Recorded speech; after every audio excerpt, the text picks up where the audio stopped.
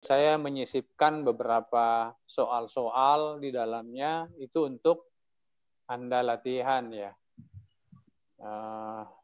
Sebenarnya materi untuk Anda sebenarnya bukan analisis di ruang R, tetapi mestinya di ruang tertentu, misalnya di ruang metrik atau apa. Tapi oke lah, saya lihat karena materinya diambil dari umumnya bukunya Bartel, maka saya lanjutkan saja ya. Oke. Untuk konsep limit, kita sudah pernah belajar di kalkulus.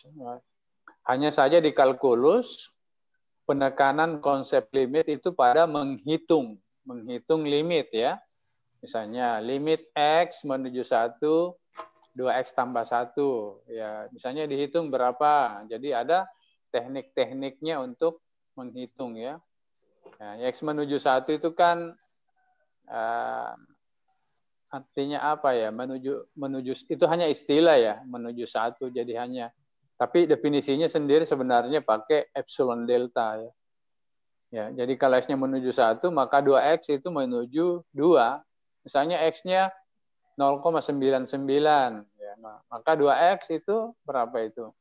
1, sekian ya, 1, hampir 2 ya, menuju 2. Jadi kalau ditambah 1, 2, mungkin 99 dan seterusnya, sehingga kita bisa prediksi limitnya itu adalah 3 gitu.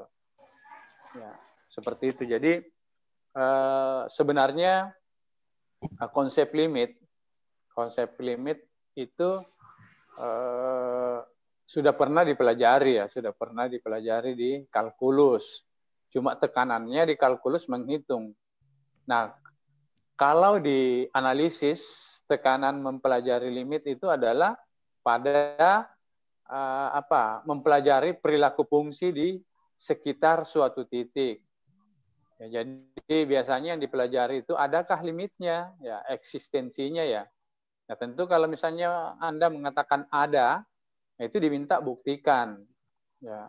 Nah, apa yang dimaksud membuktikan di dalam matematika itu sebenarnya suatu rangkaian kalimat ya, suatu rangkaian kalimat. Nah, kalau misalnya kita mau membuktikan limit 2X ditambah 1 untuk X mendekati 1 sama dengan 3, maka bagaimana membuktikannya? Bukan menunjukkan bahwa memang kita dapat limitnya 3. Kita harus kembali ke definisinya ya, ke definisi. Ya, Anda harus bukan menghafal, tetapi sering menggunakan sehingga terhafal dengan sendirinya definisi limit. Ya, definisi ya. Kalau limit X menuju C, Fx ternyata sama dengan L. Nah, di buku-buku kalkulus juga sudah diberikan definisinya apa? Untuk setiap epsilon positif, ya. Nah, ini kata untuk setiap ada delta positif, sedemikian sehingga. Nah, kata untuk setiap epsilon ada delta, orang berpikir ngapain ada hubungan itu? Apa hubungannya? Nah, hubungannya ada pada sesudah kata sedemikian sehingga.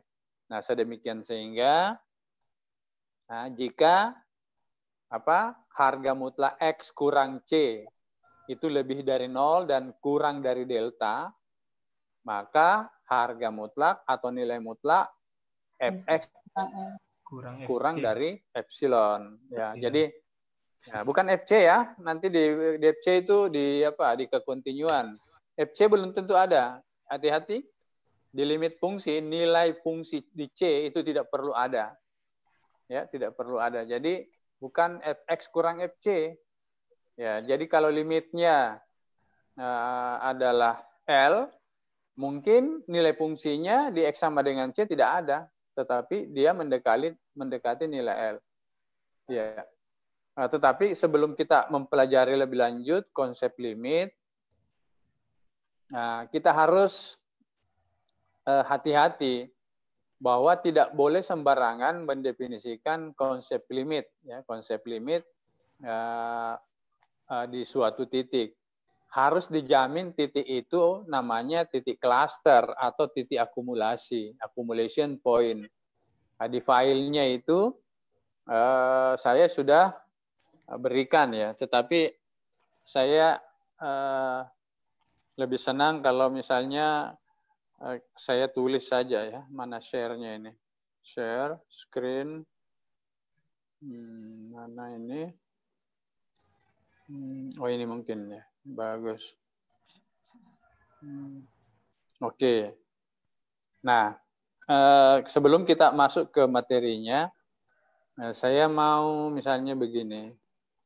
Oh iya ini. Masuk. Sudah lihat layar putihnya ya? Sudah, Pak. Oke. Misalnya begini. Ya, misalnya ada fungsi seperti ini ya. Ada fungsi seperti ini. Misalnya di sini adalah nilai C1 ya. Oke. Nah, kemudian nilai C-nya sendiri misalnya ini adalah misalnya 1 ya. Kemudian di sini 2. Nah, nilai C-nya sendiri di atas ya. Nah, kemudian ini kita lanjutkan ya. Kemudian mungkin sini. Nah, di sini lubang. Nah, ini. Nah, turun apa lagi? Turun terus. Ini ada asimtut misalnya. Kemudian dia turun juga.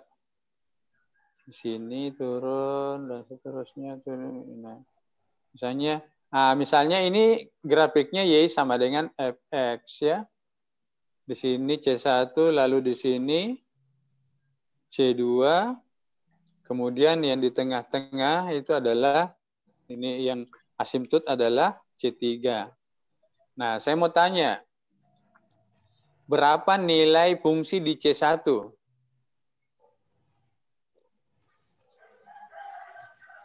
Berapa nilai fungsi di C1?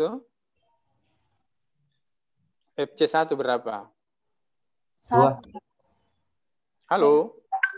2. 2 atau 1?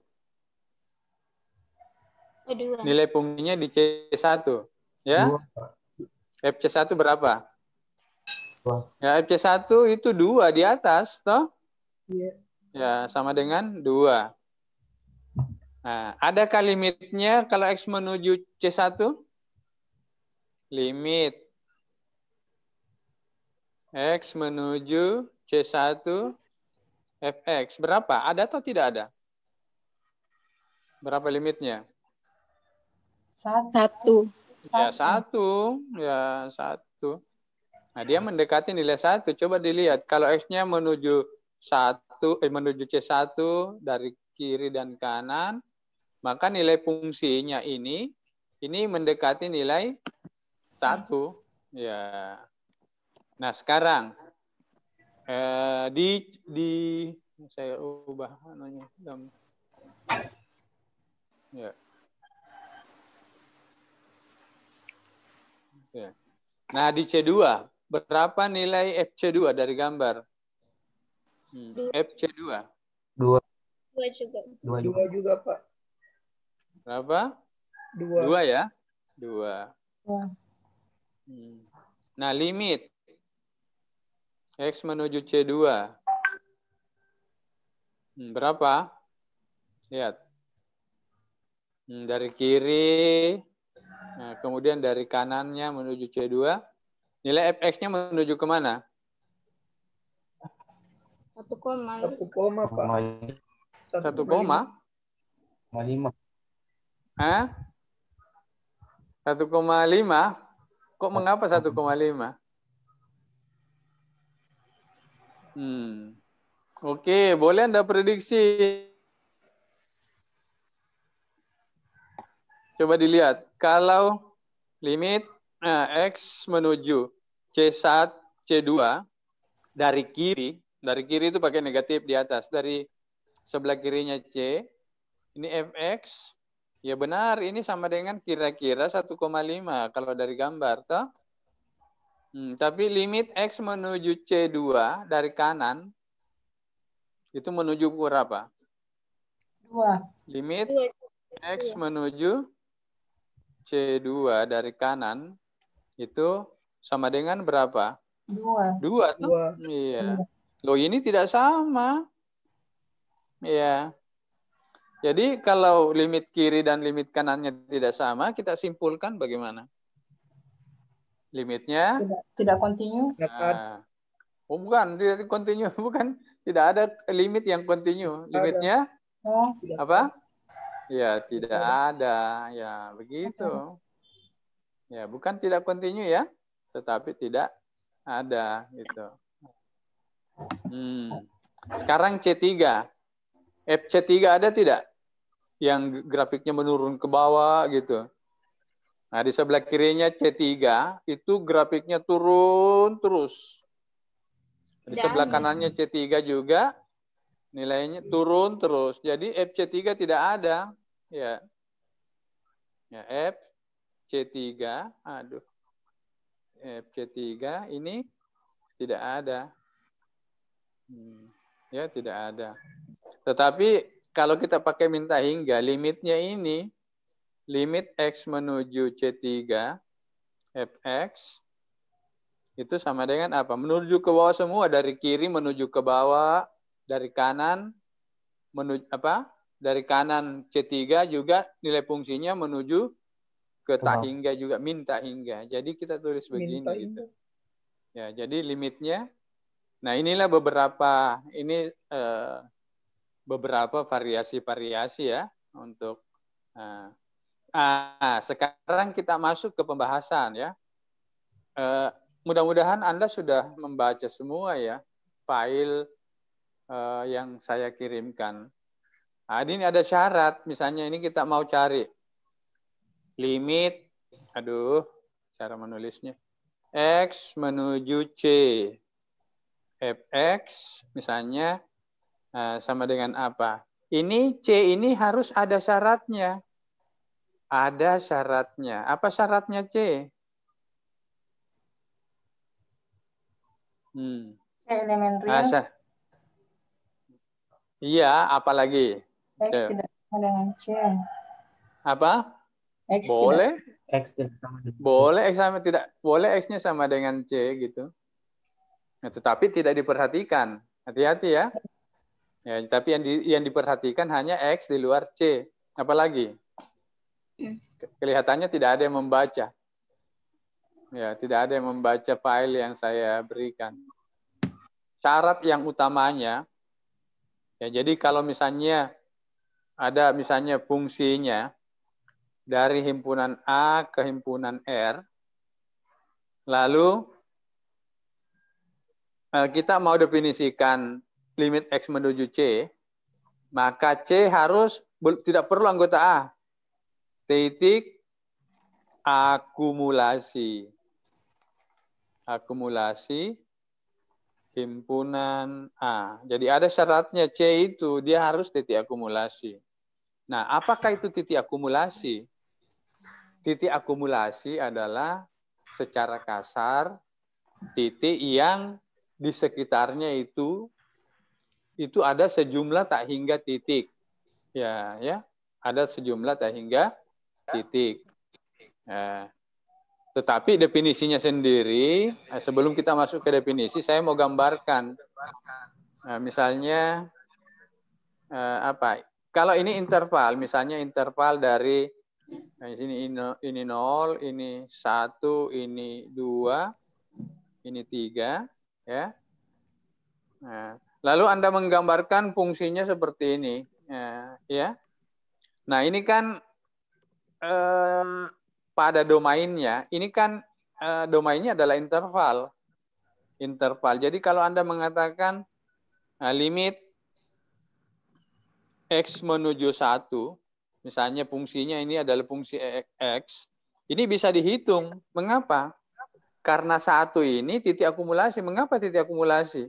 Di dekatnya 1 kan banyak sekali titik di sini, di dekatnya. Jadi di dekatnya satu itu ada tak hingga titik, ya.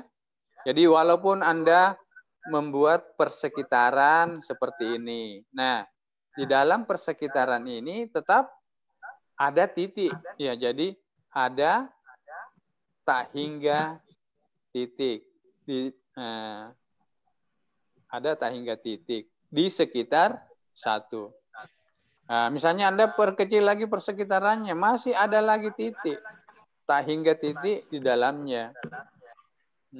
Jadi apa syaratnya? Jadi kalau misalnya kita mau menghitung atau apa, fx ini misalnya sama dengan L apa? Syaratnya C adalah titik akumulasi. Ya, titik akumulasi himpunan A.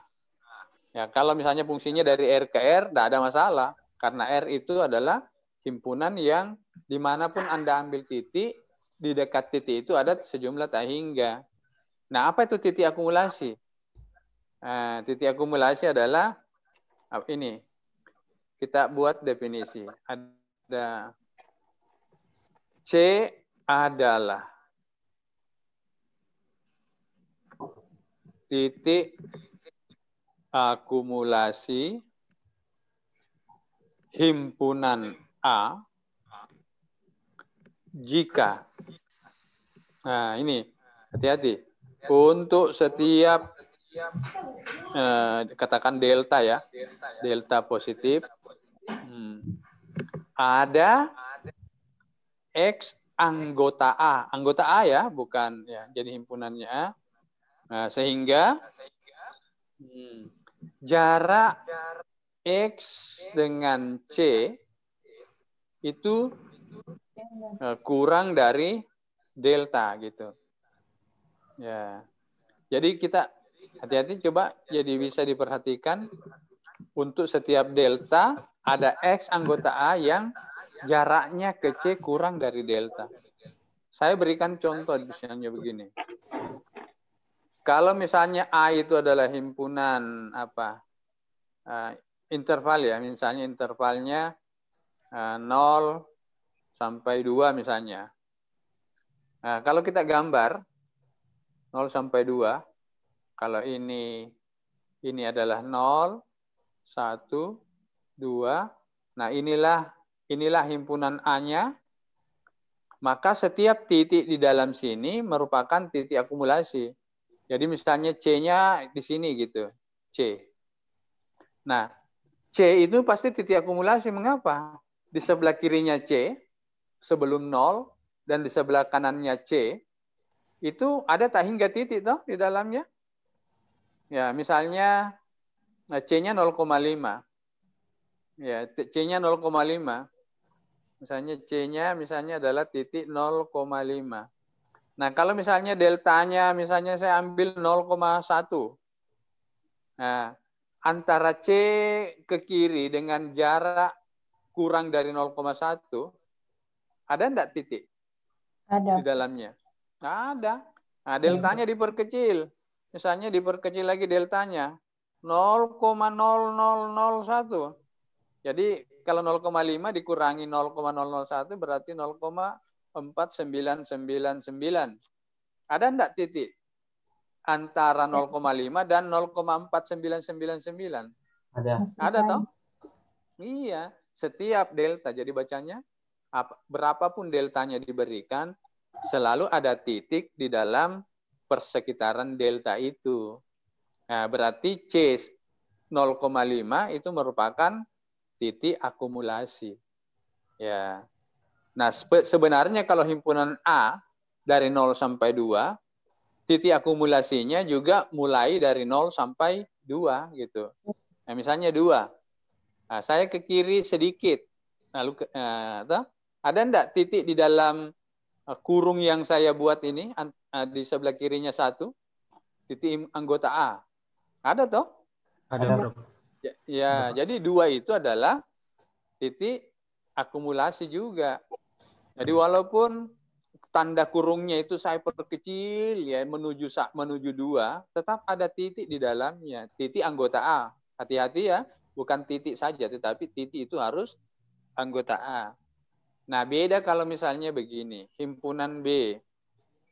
Nah, ini adalah 0, 1, 2, 3. Nah, jadi kalau digambar, misalnya kita mau ini 0, 1, 2, 3. Nah ya. Nah, kalau kita menggambar fungsi, maka gambarnya tidak boleh garis, tetapi hanya titik. Misalnya Y sama dengan X. Coba bagaimana menggambarnya ini? Y sama dengan X di sini. Tentu gambarnya begini saja tuh, tidak boleh garis. Ya. Jadi kalau X-nya 1, Y-nya juga 1. Kalau X-nya 2, Y-nya juga 2. X-nya 3, Y-nya juga 3 gitu. Ya, seperti itu. Nah, sekarang saya mau tanya. Apakah 2 ini titik klaster? Titik akumulasi boleh klaster sebenarnya ya. Apakah 2 titik akumulasi? Jawabannya apa? Ya atau tidak? Tidak. Mengapa tidak? Karena tidak ada di dekatnya, Pak. Nah, jangan bilang tidak ada di dekatnya. Tidak ada titik B di dekatnya. Begitu ya? Jadi tidak ada. Jadi kalau misalnya di 2 itu, saya buat persekitaran dari 1,5 sampai 2,5, maka tidak ada titiknya anggota B di dalam itu kecuali 2. Oh ini saya salah ini. Mestinya 0 kurang dari, definisinya begini ya. Ya. Jadi tidak boleh X-nya sama dengan C. Ya. Nah, jadi 2 itu bukan titik klaster. Karena apa? Nah, selain 2, tidak ada titik anggota B di dalam persekitaran mulai dari 1,5 sampai 2,5. Jadi antara 1,5 dan 2,5. Jadi tidak boleh Anda menulis soal begini. Nah, anak-anak sekalian, hitunglah limit X. Ini limit X menuju 2X. Kan fungsinya Y sama dengan X, toh? Nah, tidak boleh. Mengapa? Jadi ini tidak bisa dijawab. Mengapa? Karena 2 bukan titik akumulasi. Ya, gitu ya. Jadi tidak boleh buat soal. Hitunglah limit X menuju 2X. Atau hitunglah limit X menuju 2X kuadrat. Ya, kalau X kuadrat kan 1, kalau 2 nilainya 4. Kalau 3 nilainya 9. Tetap tidak boleh karena 2 adalah bukan titik akumulasi. Nah, contoh lagi misalnya begini. Untuk kasus misalnya A-nya adalah, kalau begitu kita di lembar berikut. A adalah ini. 1/2, 1/3, 1/4, dan seterusnya. Nah, dan seterusnya. Diteruskan 1/5, 1/6, 1/7, ya, dan seterusnya. Lalu misalnya gambar fx sama dengan x kuadrat. Nah, pertanyaannya misalnya begini. Adakah limit x menuju 1/3 x kuadrat? Nah, kemudian pertanyaan kedua. Adakah limit x menuju 0 ya, x kuadrat? Nah, kita lihat grafiknya dulu. Nah, jadi kita gambar dulu apa? Himpunan A-nya. Ya, kalau digambar himpunan A, ya. Oke, ini hanya grafik saja. X kuadrat ya. Ini kan 0. Ini 1. Nah, kalau nilai fungsinya 1 kuadrat berapa? 1 ya? Ya, 1. Jadi gambarnya di sini. Titik ya, bukan garis. Ya. Mengapa bukan garis? Nah, karena domainnya juga bukan interval. Jadi grafik fungsinya juga titik. Di sini misalnya 1/2. Nah, jadi X kuadrat berarti 1/2 kuadrat menjadi 1/4. Ya. Nah, 1/4. Nah, kemudian 1/3. Oh, ini 1/4 di sini. 1/3-nya di sini. 1/3. Nah, 1/3 berarti 1/9. Ya, nah, ini 1/8. Jadi kalau digambar terus menerus 1/5. Gambarnya begini gitu. Nah, yuk terus. Ya. Nah, sekarang kita jawab. X menuju 1/3 X kuadrat ada tidak? Tidak ada. Tidak ada. Betul. Tidak ada. Karena apa alasannya? Karena 1/3 itu bukan titik akumulasi. Bukan 1/3 bukan titik akumulasi atau bukan titik klaster. Nah, sekarang limit X menuju 0. 0. Ingat, hati-hati. 0 itu bukan elemennya himpunan A. Tapi kita lihat, apakah 0 itu titik klaster atau bukan? Titik klaster. Mengapa ke titik klaster? Karena selalu ada. Ya, betul.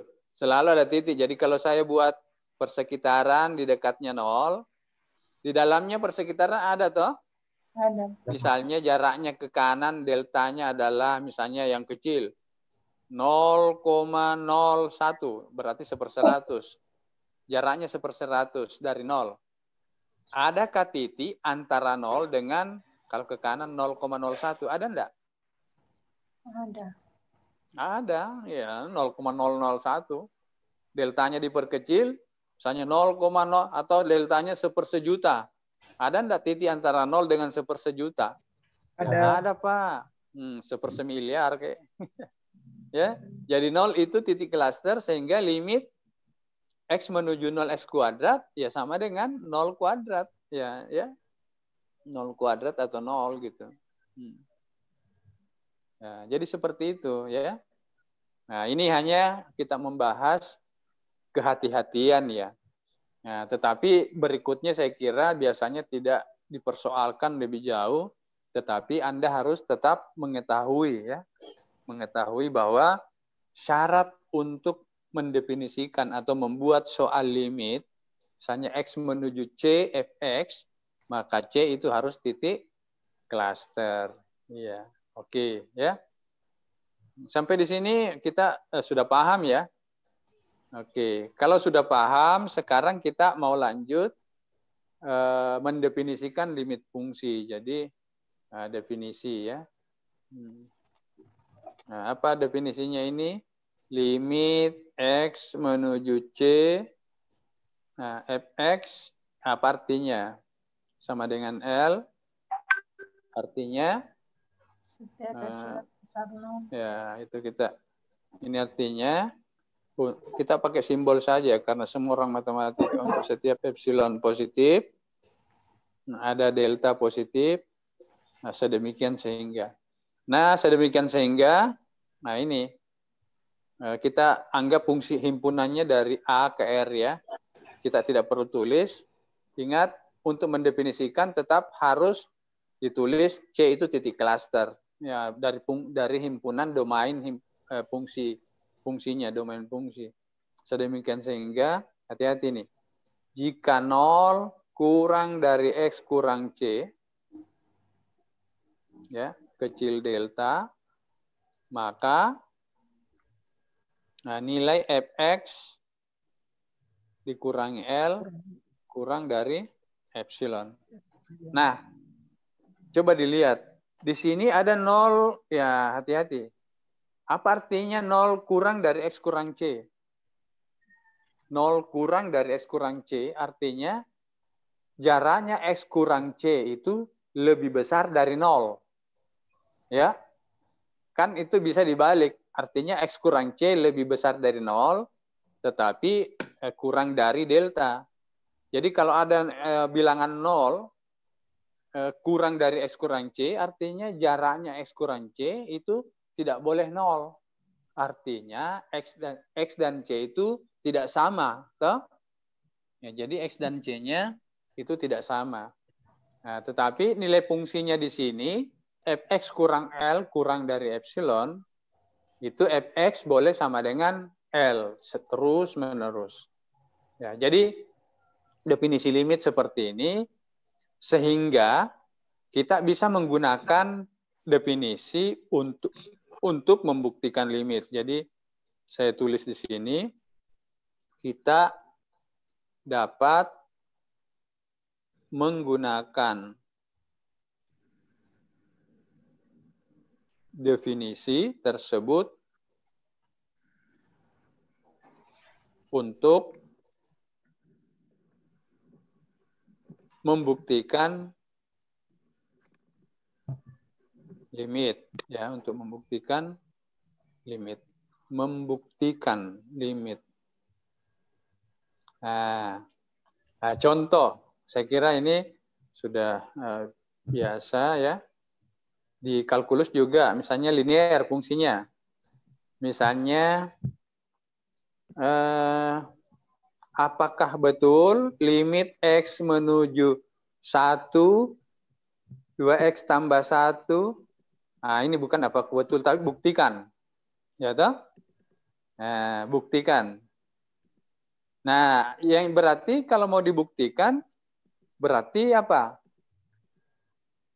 Kita harus menjawab pertanyaan. Apakah berlaku kalimat untuk setiap epsilon positif ada delta positif sehingga gitu. Ya, jadi harus dibuktikan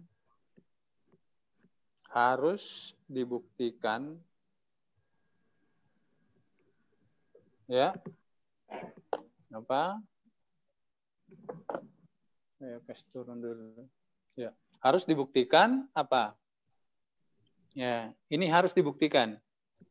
Untuk setiap epsilon positif ada delta positif sedemikian sehingga kalau jaraknya X kurang 1 kurang dari delta, maka jarak 2X tambah 1 kalau dikurangi 3 kurang dari apa?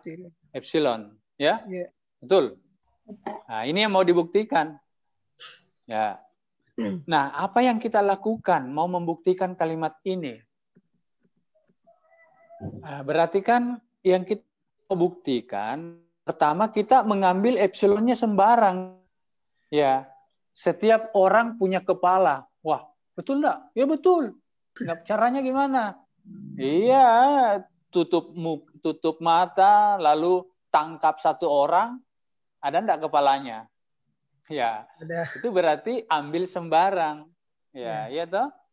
Tetapi yang mau dicari apa? Delta. Nah, delta yang dicari tidak boleh sembarangan. Nah, tidak boleh sembarangan.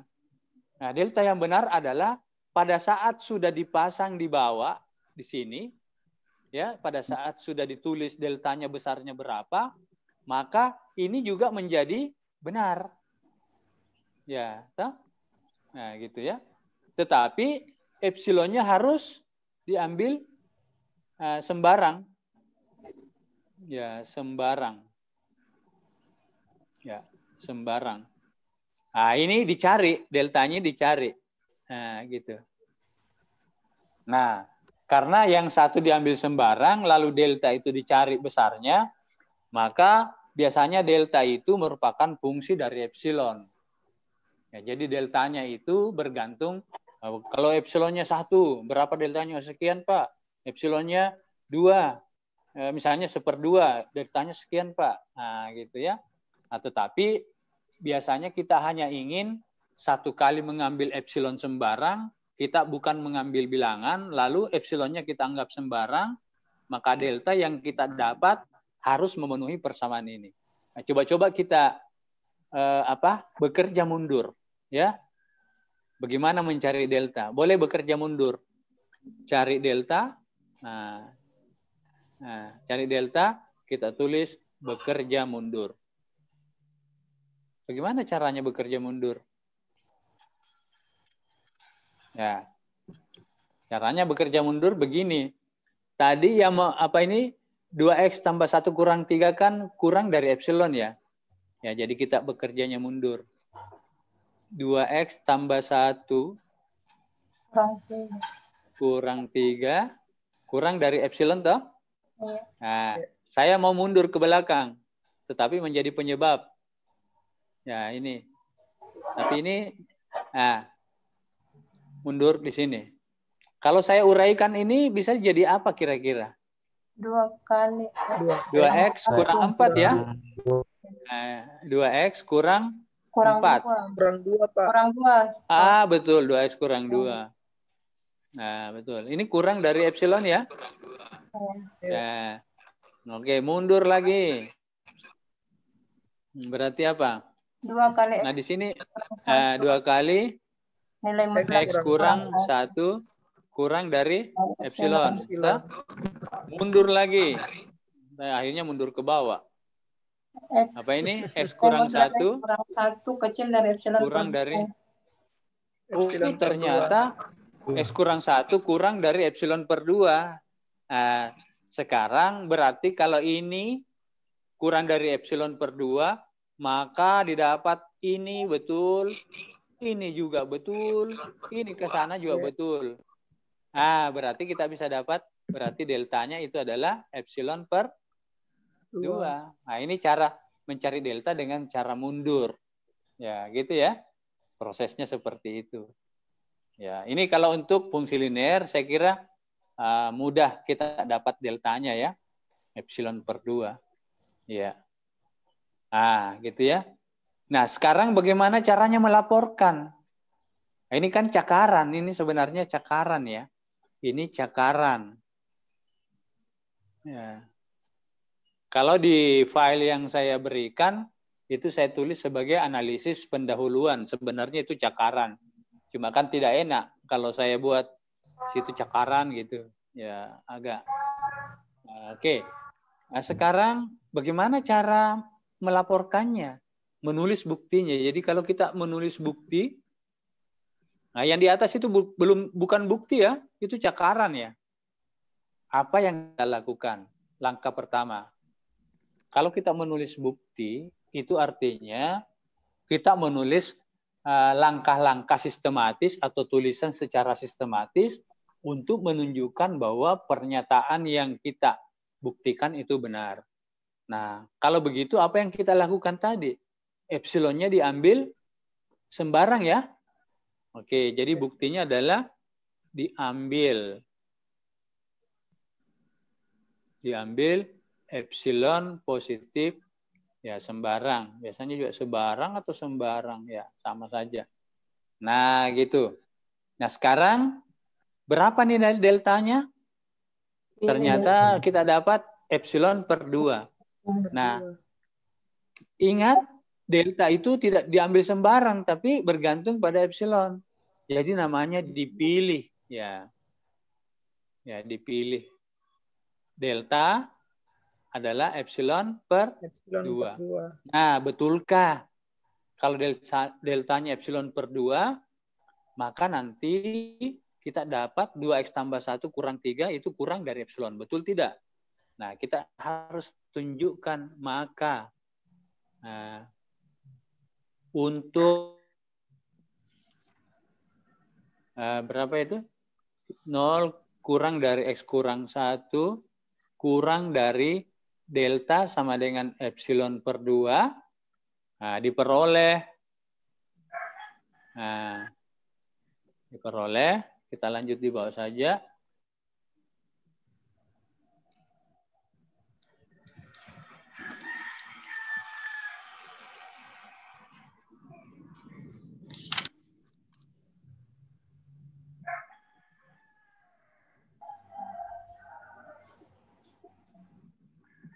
Kurang 2 ya.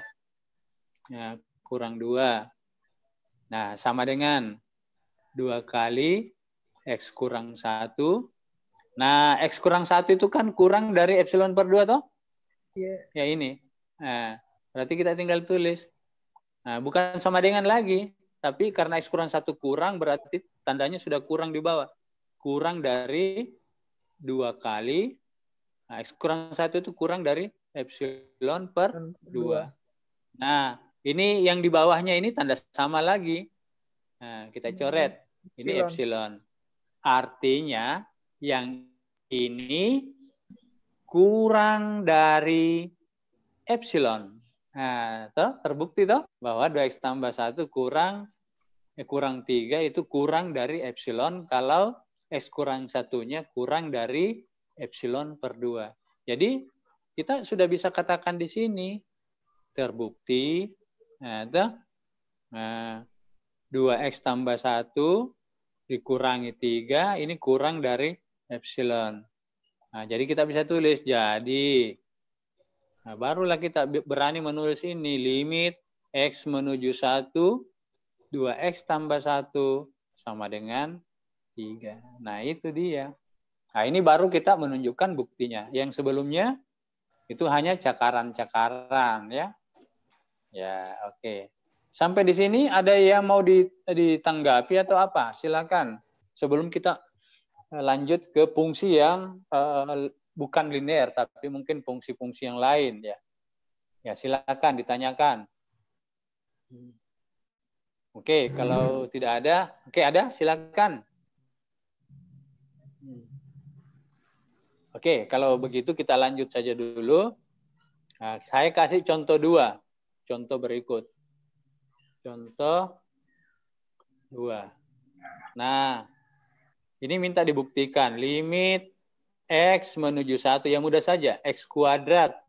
Ya, sama dengan berapa? 1 ya.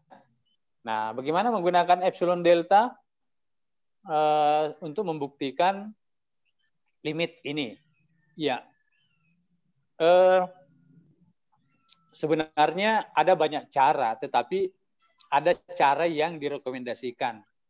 Ya, jadi katakanlah kita membuat cakaran ya.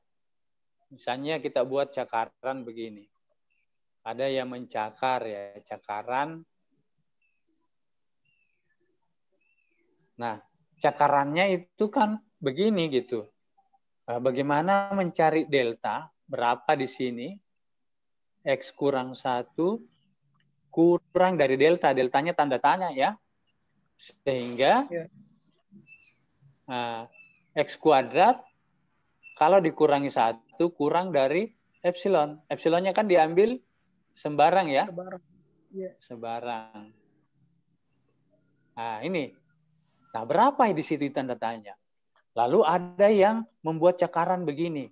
Kan saya bisa cakarannya begini. Kan X kuadrat ditambah 1. Jadi dia mulai dulu dari X kuadrat ditambah 1. X kuadrat, dikurang 1. Itu kan sama dengan apa? X tambah 1 kali X kurang 1 toh? Nah, lalu dia menuliskan begini. X tambah 1 kan saya bisa ganti menjadi X tambah 2, X dikurang 1 ditambah 2. Ya, jadi dia bisa tulis begini. X kurang 1 toh ditambah 2 sama ya? Kali X kurang sama toh? Nah, sama. X kurang 1-nya dia pisah dengan 2, berarti tanda apa? Bukan sama dengan ya, hati-hati ingat. Memisahkan dua bilangan menjadi 2 tanda mutlak, jadi ini menjadi apa? X kurang 1 tersendiri, lalu ditambah harga mutlaknya 2, lalu dia kurung, kali X kurang 1. Nah, toh? Lalu dia bilang begini, kan ini delta Pak. Toh? Ini 2. Toh? Kali delta. Jadi kan sudah ada tanda kecilnya, berarti ini boleh tanda sama dengan epsilon. Jadi dia katakan begini, jadi dia dapat hubungan di sini delta kuadrat ditambah 2 delta sama dengan epsilon. Misalnya begini, kalau epsilonnya 1 Pak, epsilonnya 1 maka deltanya saya bisa dapat. Nah, delta kuadrat ditambah delta sama dengan 1. Berapa nilai delta tapi positif? Yang bisa selesaikan? Ini cara ini. Artinya kita mengikuti alur pikirnya orang. Rumus kuadrat. Menyelesaikan persamaan kuadrat. Delta sama dengan apa? Min B. Sudah lupa ini. Min B, min 1. Plus minus akar. B kuadrat. B itu koefisiennya delta. B kuadrat berarti 1 kuadrat. Kurang 4 AC. Nah, C-nya itu kan kalau ke ruas kiri menjadi min 1 toh? Ya, 4 AC. A-nya itu 1. C-nya adalah min 1. Bukan 1 ya. Karena satunya itu pindah ke kiri. Per 2A. Nah, 2 kali 1. 2 kali 1. Berapa ini? Min 1 plus minus 1 kuadrat ditambah berarti akar 5 ya? Ya? Per akar 5. 2. Akar 5 kah? Iya. Betul. Yang negatif itu kan min 1 kurang akar 5 toh, jadi dia tidak mau ambil itu. Ini kan deltanya harus positif toh. Sehingga delta yang benar itu adalah akar 5 kurang 1. Sorry. Nah, ini tidak ada ini ya. Per 2. Nah, inilah deltanya, Pak. Toh, dia dapat. Tapi itu namanya pekerjaan ribet gitu. Ya, menyusahkan gitu. Ya, dia jalan mundur. Setiap epsilon dikasih, dia selesaikan dulu dengan persamaan kuadrat. Bagaimana kalau soalnya nanti X berpangkat 4? Kan susah rumusnya gitu. Ya, jadi ini cara lain tapi ribet gitu. Menyusahkan. Jadi cara ini cara menyusahkan. Ini saya tulis cara yang menyusahkan gitu. Tapi kan komputer bisa kerja ini, toh? Ya, komputer bisa kerja, bisa cari delta dari situ. Ya, jadi kalau pakai komputer tidak ada masalah sebenarnya. Tetapi kalau kita diminta membuktikan, tentu hasil komputer harus ditunjukkan. Tapi bagaimana kalau kita bekerja sendiri? Nah, bagaimana kalau kita bekerja sendiri dan mau mencari delta kalau ini terjadi? Saya tulis kembali delta ini berapa supaya berapa tadi? X kuadrat kurang 1 kurang dari epsilon. Sama dengan tadi. Ini bisa Pak, dia tulis. Oke. Silakan bertanya. Yang di atas tadi, Pak, bukan 2B-nya, Pak. B-nya ini, B-nya 1. Coba saya tulis, ini. Delta kuadrat. Oh, ini 2 ya? 2. Sorry. Iya, Pak. 2. Nah, betul. Berapa ini? Min B, min 2. Bagus. B kuadrat 4 ya? Iya, 4. Nah, 4. Jadi 4 di sini langsung kita ganti 4. Betul. 4. Tidak ada yang salah lagi? Jadi min 2. Akar 8 ya? Iya. Oke, akar 8, 2 akar 2 ya. Jadi kalau begitu delta yang diambil 2 akar 8 kurang 2 ya? Iya, Pak. Nah, per 2. Itu hasilnya berapa ini? 2 akar 2 kurang 2 per 2. Ada 2-nya semua. Akar 2 kurang 1. Ya? Iya. Berarti kira-kira 0,4. Ya, begitu ya. Nah, ini cara yang menyusahkan gitu. Tapi kita dapat akar 2 kurang 1. Nah, kita belajar analisis itu kan menggunakan logika. Jangan lupa, disinilah peranannya logika. Anda harus berpikir bagaimana menyederhanakan suatu persoalan tetapi tetap benar gitu. Ya, ini kan bukan tanda sama dengan, bukan sama dengan epsilon tapi kurang dari. Ya, gitu. Ya, jadi akhirnya kita bisa tulis di sini. Ini kan X kuadrat kurang 1 bisa dipecah menjadi seperti tadi ya. X tambah 1 kali X kurang 1. Nah, ini bisa dipecah. Nanti kita mau jadikan kurang dari epsilon. Nah, jadi akhirnya panahnya ke sini. Nah, gitu. Panahnya ke sini. Nah, berapa deltanya supaya X tambah 1 kali X kurang 1 kurang dari epsilon nanti. Nah, sekarang dia mencoba-coba. Pertama dia coba-coba.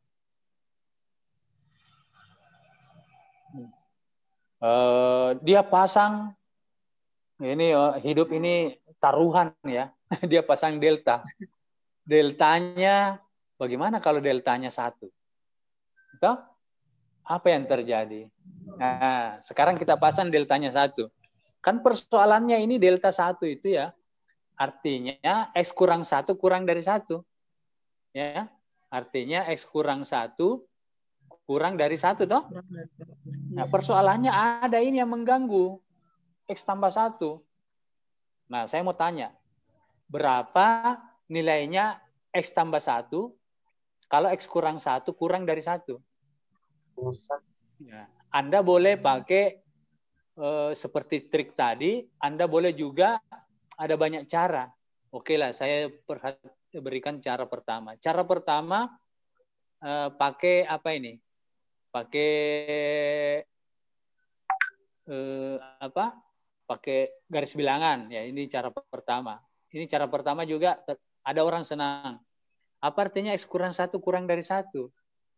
X itu jaraknya dengan 1 kurang dari 1. Nah, jaraknya dengan 1. Ya. Jadi di mana X? Ini 1 ya. Jaraknya kurang dari 1. Berarti kan X-nya kalau ini 0 ada di dalam sini toh? Kali sebelah kanannya apa? 2 toh? Lebih, Nah, iya Pak. di sinilah X. Di sinilah X. Ya. Nah, berarti X itu berada antara, jadi kalau kita tulis X itu berada antara 0 dan 2 toh? Nah, sekarang kan bukan X yang diminta, tapi X tambah 1. Nah, kalau X-nya berada antara 0 dan 2, maka kita dapat X tambah 1 dan 3. berada antara apa dengan apa? 1 dan 3. 1 dan 3. Nah, bagus. 1 dan 3. Semuanya berarti semua bilangan positif ya, karena X tambah 1 kan kurang dari 3. Berarti kita tinggal dapat, berarti X tambah 1 harga mutlaknya kurang dari 3. Nah, kurang dari 3. Oke, kita catat ini dalam pikiran. Nah, sekarang kita dapat, nah, berarti akibatnya, kita bawa ke bawah ini sebagai akibat, X tambah 1 kali X kurang 1 kurang dari berapa? Nah, ini kurang dari 3, yang satunya kurang dari 1. Berarti semuanya kurang dari berapa? Kurang dari 3 kali 1, sama dengan 3. Nah, apa artinya? Nah, kita kembali ke sini. Jadi, untuk deltanya yang sama dengan 1, maka saya tulis sini X kurang 1 kurang dari delta, atau sama kurang dari 1, ini 0. Ini berakibat, ini coba, X kuadrat kurang 1 sama dengan X tambah 1 kali X kurang 1 kurang dari 3 toh? 3. Yeah. Nah, artinya apa? Kalau epsilonnya itu ini 3, maka cukup deltanya 1 toh? 1. Nah, coba kita main-main dulu sebelum masuk. Ya, oke. Saya tulis ini untuk ini. Epsilon. Nah, sekarang. Kalau 3, deltanya berapa? Epsilonnya 3. 1. Deltanya 1 toh? 1. Nah, oke. Mengapa ini? Oke, tiba-tiba buram. Oke. Epsilonnya 4. 2. Berapa deltanya? 2. Hati-hati. Banyak masuk akal ini. Aja kita. 1. Coba lihat dulu. Tuh. Kalau X kuadrat kurang 3, cukup itu X kuadrat kurang 1 kurang dari 3. Jadi semua bilangan yang di sini yang kurang dari 3, cukup ambil deltanya 1. Jadi khususnya kalau epsilonnya 3, cukup ambil deltanya 1. Kalau epsilonnya 4, apakah S kuadrat kurang apakah 3 itu kurang dari 4? Iya, Toh? Berarti kan kalau kurang epsilonnya dari 4 cukup deltanya juga 1 toh? 1. Iya. Iya. Nah, kalau epsilonnya 3,3, deltanya berapa? 1. 1 lagi.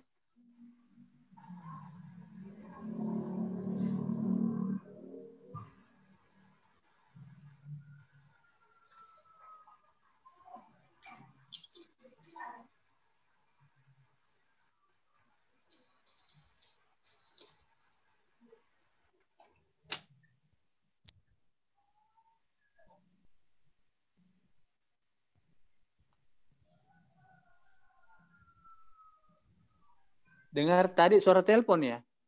Tidak, Ji, Pak. Oh, tidak, berarti ada menelpon Prof. Rahman. Saya jawab dulu bahwa sedang mengajar. Nah, Iya, Pak. iya, tidak enak rasanya. Susah ini karena ini saya pakai tablet, jadi tabletnya ada nomornya. Waduh, mestinya dia menelpon ke HP saya. Gimana caranya nih? Tapi Kakanda sedang mengajar. Mana-mana Prof. Rahman di sini. Saya cari dulu ya, Prof. Rahman. Mungkin mau Prof. Rahman. Saya jawab dulu pakai SMS. Tabe. Kakanda.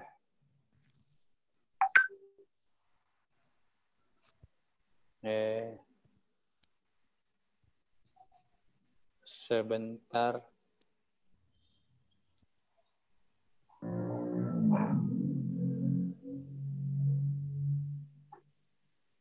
Ya. Oke, kita lanjutkan lagi ya. Oke. Nah, apa artinya tadi kalau deltanya 1, semua epsilon yang harus lebih dari 3. Boleh 3 ya, boleh 3. Jadi kalau Lebih dari epsilonnya besar 3, nah boleh pakai delta 1. 1. Nah, ini kesimpulannya kita. So, jadi misalnya epsilonnya 5, deltanya 1, Pak. Nah, persoalannya kalau saya bilang, bagaimana kalau epsilonnya 2? Deltanya berapa? Nah, tidak masuk di dalam cakaran kita di atas. Ini pusing. Nah, kalau epsilonnya 2, deltanya tidak tahu. Nah, itulah yang kita mau cari sekarang. Nah, bagaimana kalau epsilonnya 3? Ya, atau kalau epsilonnya 3, tentu deltanya kurang dari 1, toh? Pasti, karena kan semua yang epsilon lebih besar atau sama 3, deltanya cukup 1. 2 ya? mungkin, Pak. Nah, sekarang kita cari. Ya, halo? Iya. Ya, oke. Kalau epsilonnya 2, deltanya belum tahu. Tetapi ya, kalau begitu, khusus untuk delta kurang dari 1.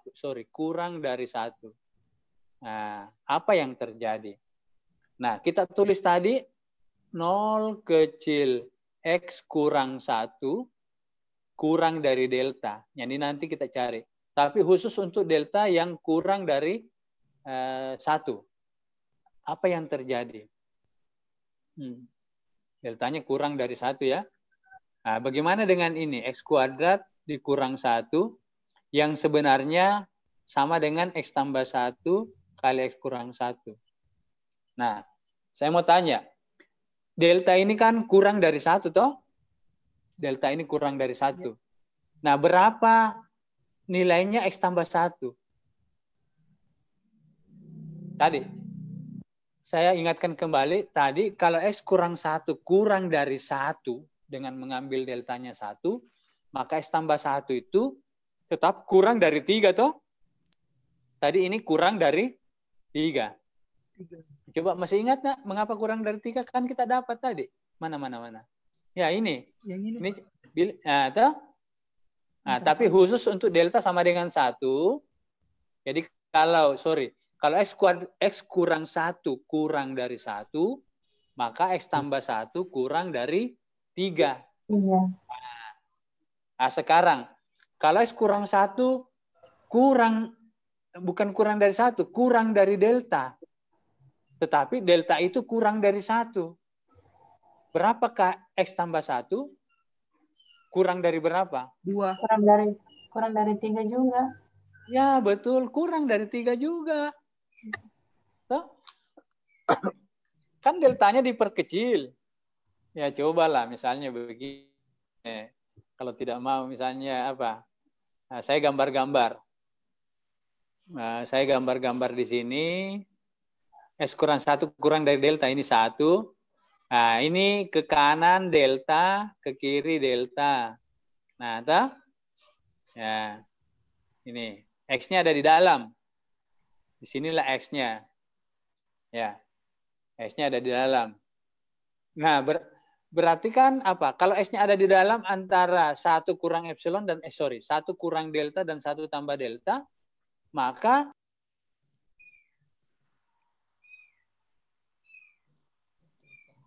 menelpon terus Prof. Rahman. Ya, mengganggu juga ini. Nah, berarti kan kalau ini kan X, berarti kan X-nya itu berada di antara apa? Bukan 0 ya, kan 0-nya di sini misalnya. 2-nya juga di sebelah kanannya delta itu. Di sebelah kanan dari 1 tambah delta. Jadi X itu berada antara apa? 1 kurang delta dan 1 ditambah delta. Jadi kalau ditambah ini, X tambah 1 kurang dari berapa? Nah, berarti 2 kurang delta toh? Nah, ini juga 2 ditambah delta. 2 ditambah delta.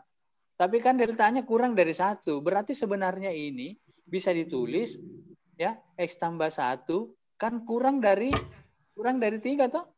3. Ya, ini juga kurang dari 2 gitu. Ya, gitu. Ya, indah. Ini kurang dari apa? 1 ya. 1. Ya, kurang dari 1. Nah, tetap jadi X tambah 1 tetap kurang dari 3 gitu.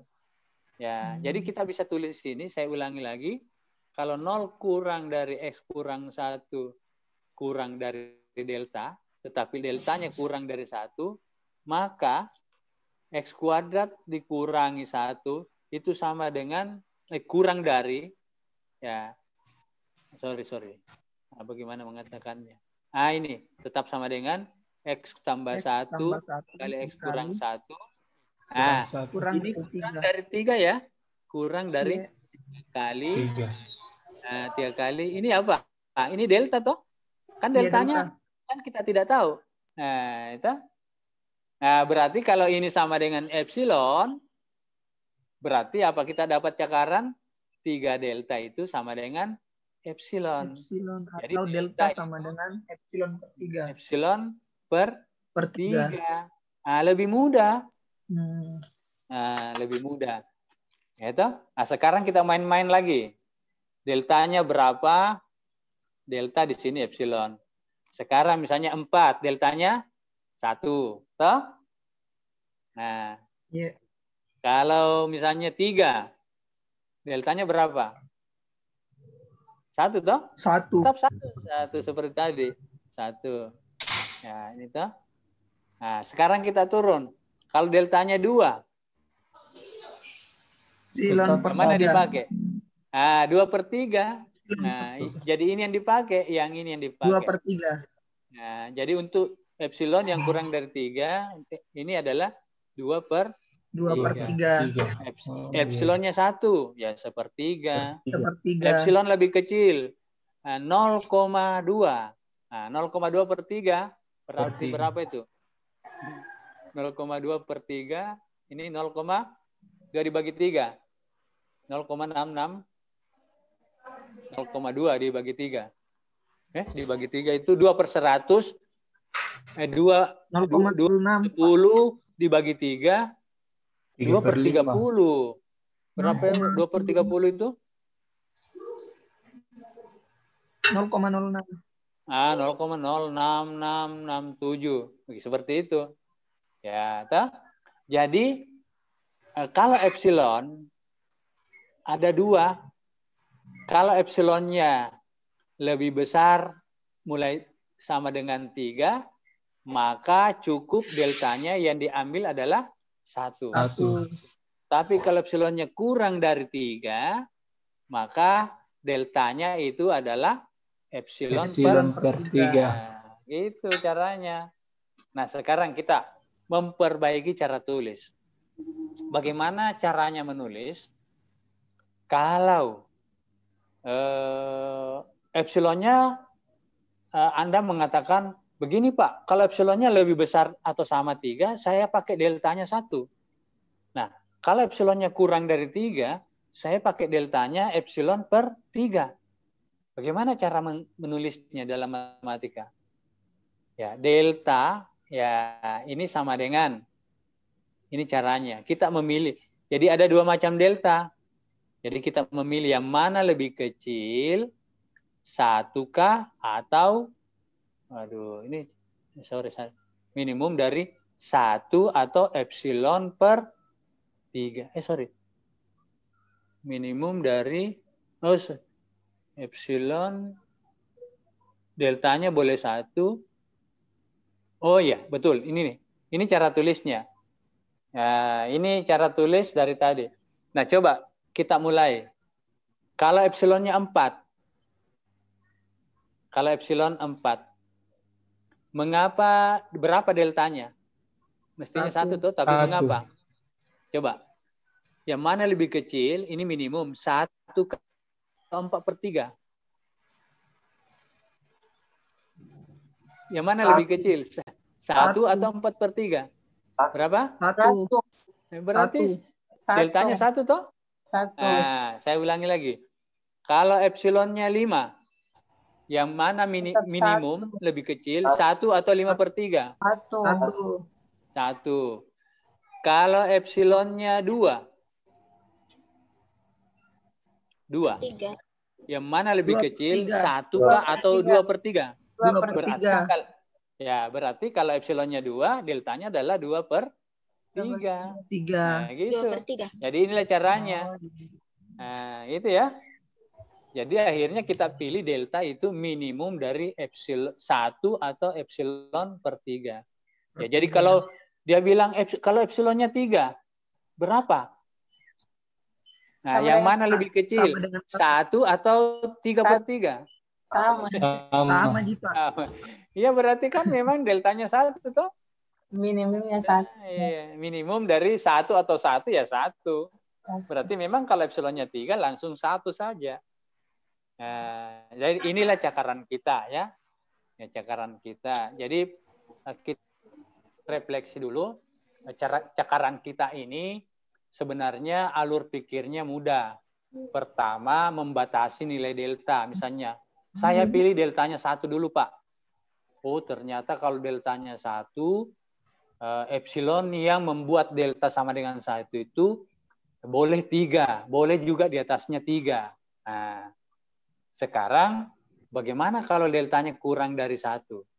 Oh ya, ternyata dapat epsilon, delta itu adalah epsilon per 3 dari cakaran. Dari cakaran, ya. Iya. Oke. Nah, ada yang bilang, Pak, bagaimana kalau saya pasang deltanya 1/2 dulu?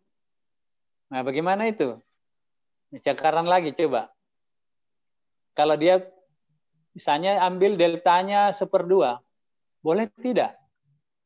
Ya boleh saja, coba dilihat sini. 0 kecil X, X kurang 1 kurang dari 1/2, akibatnya ini apa? X kuadrat dikurang 1 sama dengan X tambah 1, X kurang 1, kurang dari berapa ini? Yang jelas ini, yang ini kurang dari 1/2. Kalau yang ini kurang dari berapa? X tambah 1. Dicakar Kurang dari 3. Nah, coba. Nah, masa? Coba kita lihat. X kurang 1 kurang dari 1/2, itu artinya bisa ditulis ini, min 1/2 kurang dari X kurang 1 kurang dari plus 1/2. Ingat ya, ini diturunkan ke sini. Nah, kalau mau menjadi tambah 1 di sini, X tambah 1. kurang dari berapa? Nah, lihat perubahan dari X kurang 1 menjadi X tambah 1 itu ditambah berapa? Tambah 2. 2. Berarti kiri kanannya juga tambah 2 toh? Nah, 2 tambah 1/2 berapa? 2 1/2 atau 5/2. 5/2. 2 kurang 1/2, 3/2. 2. Jadi harga mutlaknya diambil yang sebelah kanan. Berarti ini kurang dari 5/2. Nah, hasilnya berapa ini? 5/2 kali 1/2. 5/4. 5/4. Ah, iya. Jadi kalau ada yang mengatakan epsilonnya 5/4, deltanya berapa? Ya, 1/2. Berdua. Nah, kalau misalnya epsilonnya lebih besar lagi, 1, deltanya tetap 1/2 dan seterusnya. Yang penting epsilon itu lebih besar dari 5/4, bukan lebih kecil ya. Sorry. 5/4 tidak boleh Makanya 1, kalau 2 epsilon ya. 5/4 1, Pak. Nah, 5/4 1 lebih ya. Berarti kalau epsilonnya 2, boleh pilih deltanya 1/2. Semua yang lebih besar dari 5/4, deltanya boleh 1/2. Nah, bagaimana dengan epsilon yang kurang dari 5/4? Sama prosesnya tadi. Ya, jadi ini apa tadi? Dan untuk delta kurang dari 1/2. Kita dapat 0 kurang dari X kurang 1 kurang dari delta, berakibat ini X kuadrat dikurang 1 sama dengan X tambah 1 kali X kurang 1. Nah, tetap tadi ini X tambah 1 kurang dari berapa tadi? Berapa tadi? 5/2. 5/2. Nah, ini tetap kurang dari 5/2. Yang ini kurang dari delta. Nah, toh yang ini. Yang X kurang 1. Nah, jadi kalau kita mau cari deltanya dan ini kan hasil kalinya berapa ini? Kurang dari berapa? 5/2 kali delta berapa? 5/2 delta. Nah, kalau kita samakan dengan epsilon, berarti berapa deltanya? 5/2 delta. Epsilon deltanya berapa? 2/5. 2 epsilon per 5. Ah, inilah dia. Nah, kalau epsilonnya 1, berarti deltanya berapa? Kan 1 itu kan kurang dari 5/4. Berarti deltanya 2 kali 1/5. Ya. Nah, coba kita latihan lagi di sini. Delta epsilon. Kalau epsilonnya 5/4, deltanya 1/2. Nah, kalau deltanya 2. Nah, 2 kan lebih besar dari 5/4, tetap deltanya 1/2. Kalau deltanya epsilonnya 1, sorry.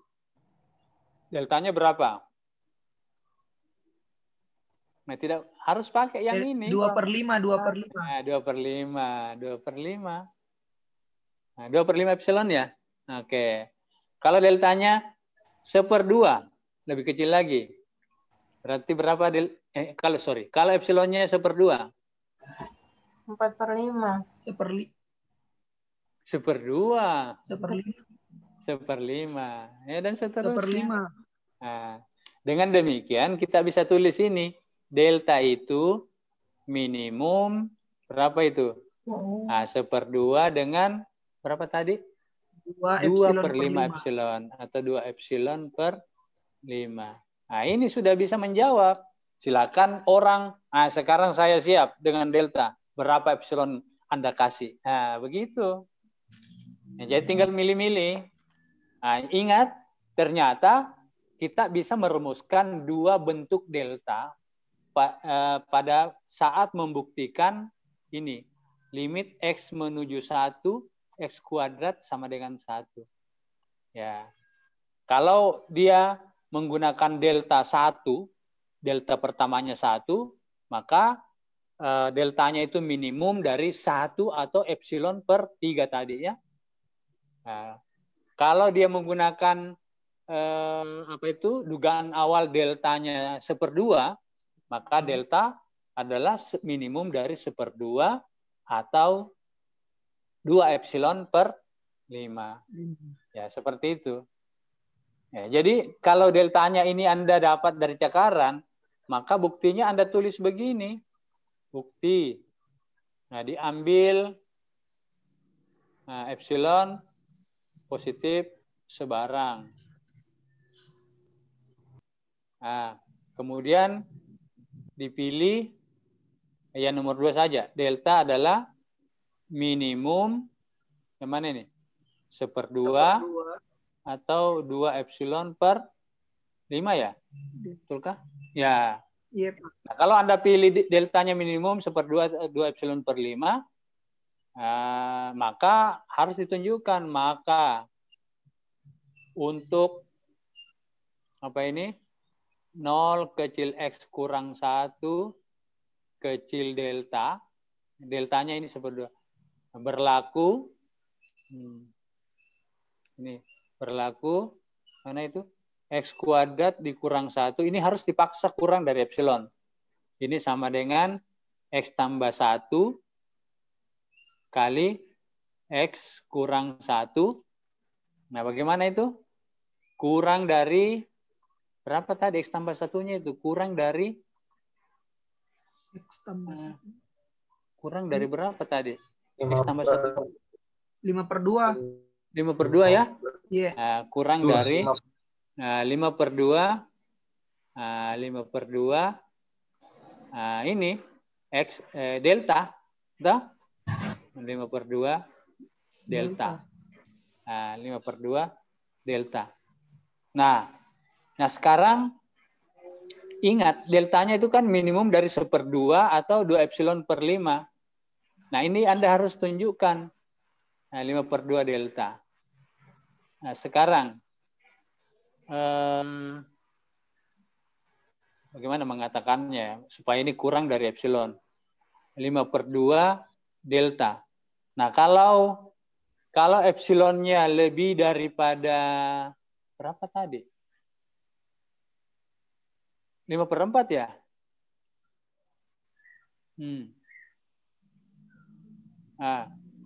Karena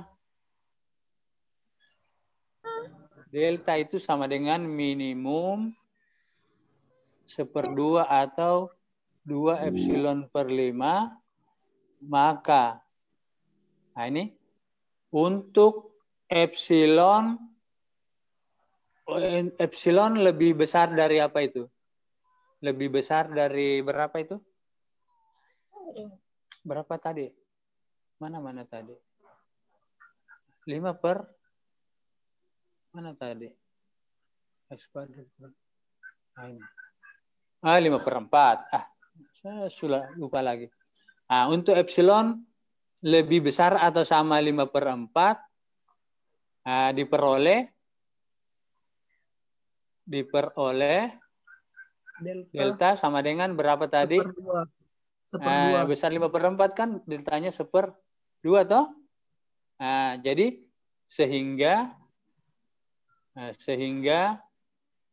mana tadi ini?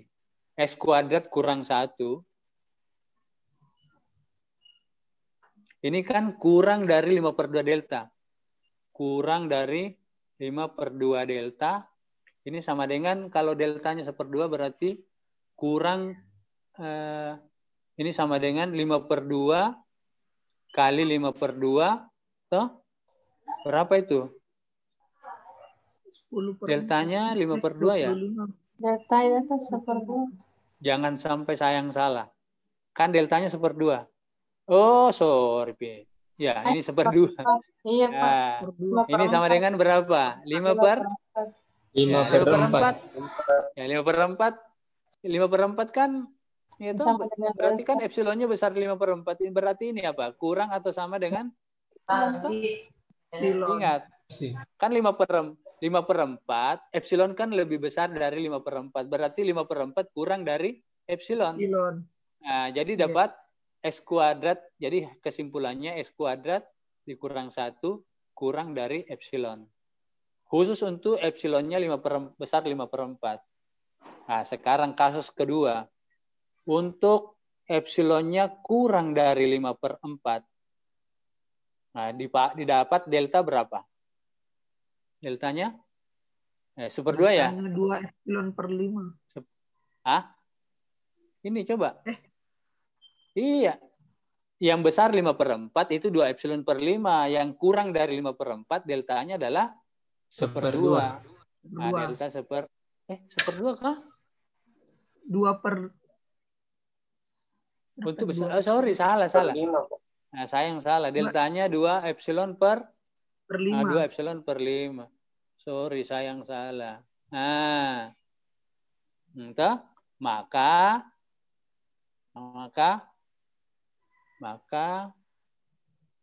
X kuadrat dikurang 1, ini kurang dari berapa tadi? Mana nih? 5/2 delta. Kurang dari 5/2 delta. Deltanya kita pasang. 5/2 kali deltanya 2 epsilon per 5. Coret. Ini sama dengan epsilon. Wah, tercoret epsilonnya juga. Nah, berarti kita dapat X kuadrat kurang 1 tetap kurang dari epsilon. Ya, jadi apapun kasusnya, dengan delta yang sudah kita tulis, tetap kita dapat X kuadrat dikurang 1 kurang dari epsilon. Ya, dari kedua kasus ini, kita bisa simpulkan, ya, jadi itu kita bisa simpulkan bahwa jadi untuk delta sama dengan minimum dari 1/2 atau 2 epsilon per 5 diperoleh pernyataan jika 0 kurang dari X kurang 1 kurang dari delta berakibat X kuadrat dikurang 1 kurang dari epsilon. Kesimpulannya, apa ini? Limit X menuju 1 X kuadrat memang sama dengan 1. Nah, itu ya. Nah, ya oke lah. Jadi nanti saya kirim kembali ini filenya di grup WhatsApp kita, dan Anda bisa kerjakan beberapa soal ya. Coba saya kirim dulu.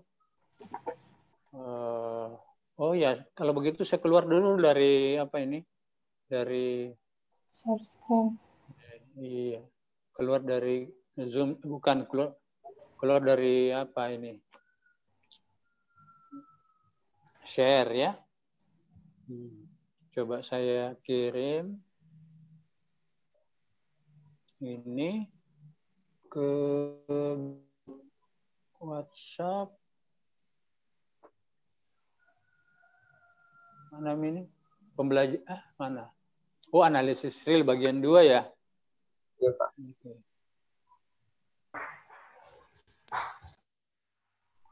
Ya, sudah terkirim.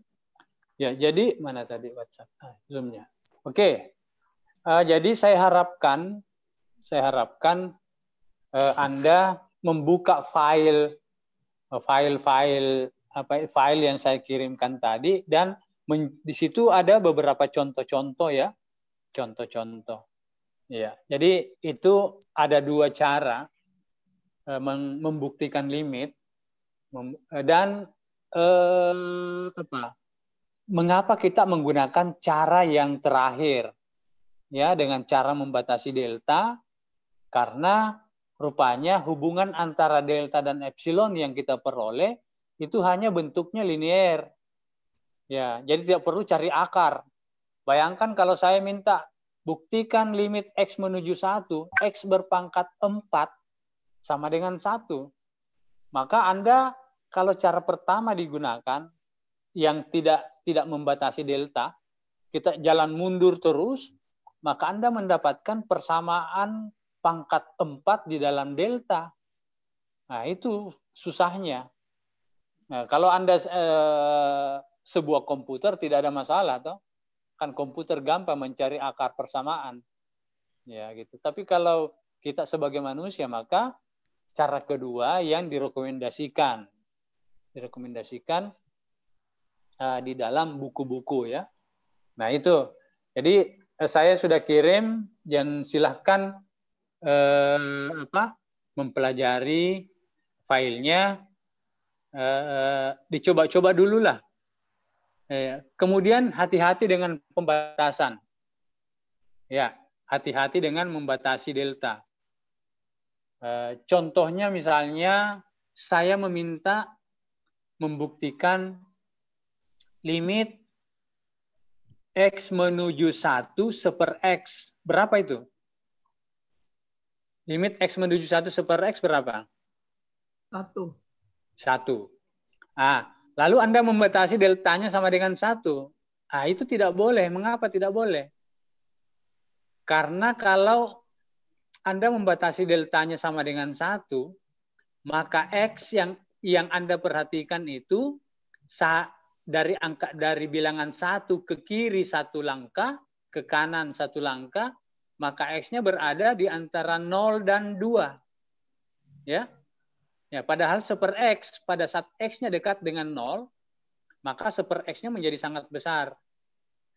Ya, jadi hati-hati membatasi. Jadi deltanya itu jangan dibatasi dulu sama dengan 1. Cukup ya lebih kecil. Misalnya deltanya 1/2. Ya, seperti itu. Ya, supaya X yang Anda peroleh, X yang yang ada di dalam domain itu, 1 per X-nya bisa dibatasi juga. Ya, jadi kalau X-nya, kalau misalnya deltanya 1/2, berarti X-nya itu antara 1/2 dan 3/2. Nah, kalau 1/2 dan 3/2 berarti 1 per X-nya berada antara berapa itu? 1 per X-nya berada antara 1/2 dibalik menjadi 2, 3/2 dibalik menjadi 2/3. Ya, seperti itu. Jadi coba dilatih ya. Ya, coba dilatih dan tolong saya minta jawabannya diunggah di grup supaya teman-temannya tahu. Nah, tolong diperhatikan pertanyaan saya yang harus dijawab dan diunggah jawabannya boleh difoto. Buktikan limit X menuju 1